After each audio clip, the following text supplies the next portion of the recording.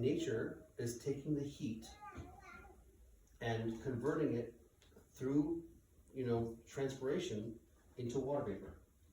How much energy does it take to boil water in the morning to make your morning tea? It takes a lot of energy.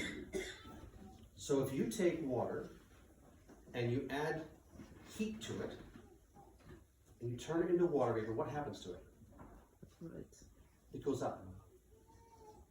If it goes up far enough, it hits a cool bed of air, and then what happens? It condenses, it turns back into water, and what happens to that heat? It goes up, like heat does. And where that water condenses, what forms? Cloud, which causes the albedo effect, which is the sunlight gets kicked back into space. It's really quite cool under a cloud. So what happens is that the heat is taken from ground level through transpiration, and it's kicked back into space. And simultaneously, the sunlight that's coming down, that's causing the water to transpire, is kicked back into space, so now everything hits the ground through the process of cloud formation. Nature is completely brilliant. She's got an inbuilt AC system. Completely brilliant. Absolutely brilliant AC system. What happens when you've got bare dirt? There's no water. The land heats up to a very high temperature. If you've got a lot of bare dirt, you have what's called a heat dome. It's literally a high pressure system, and clouds that bear rain from somewhere far away are pushed away because of the high pressure system. What happens when you've got clouds and they keep forming is they make rain, right? According to Walter Yetta, I apparently was misquoting him, it's only 80% of the climate warming gas that is water vapor, not 90%. Carbon is more than 8%. Methane is still 0.004% of actual climate warming gas. Water vapor is present in much higher quantities than carbon in the atmosphere. Water vapor, actually, if it doesn't turn to clouds, will cause that hazy smog, and that is, a much more powerful greenhouse gas in quantity and effect by the atmospheric science, by the CSIRO scientist, Walter Yetta. This is all rock solid literature. Way more powerful warming effect as far as a gas in the atmosphere. Water vapor is way more powerful in quantity and effect than carbon. But more importantly, the water cycle is the way that the land is cooled. The question is not, how to, what's causing the most heat. The question is how to facilitate cooling. And you facilitate cooling by making clouds. The only way to have clouds form is to have green things growing on land.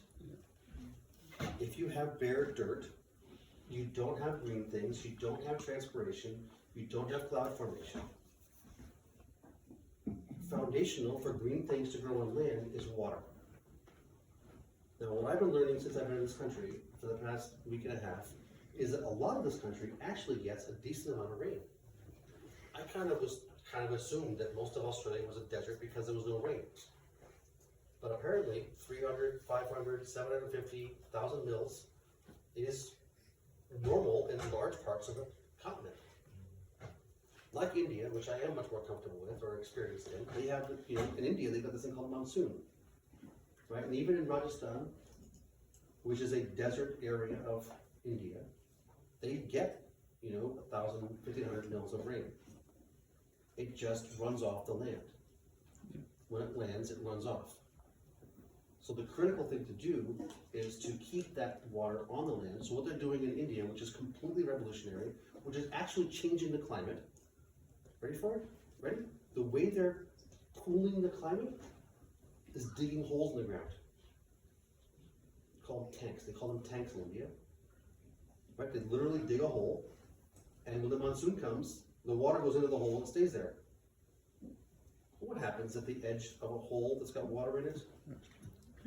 Plants start growing. When plants start growing, they start transpiring, they start making clouds. They're literally cooling the climate in Rajasthan through digging holes in the ground. They've got this competition with villages. Who can dig a bigger pond? It's ridiculous. If we're worried about heat, stop thinking that carbon is anything resembling a problem. Understand carbon is actually a critical plant nutrient. It's foundational for life. Organic chemistry is carbon-containing compounds. Those are the compounds of life. Before those, radical, environmentalist backfill landers, hijacked the word organic.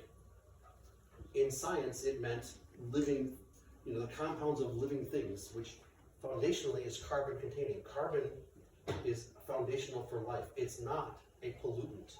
It's a critical ingredient for life. Anyway, I digress.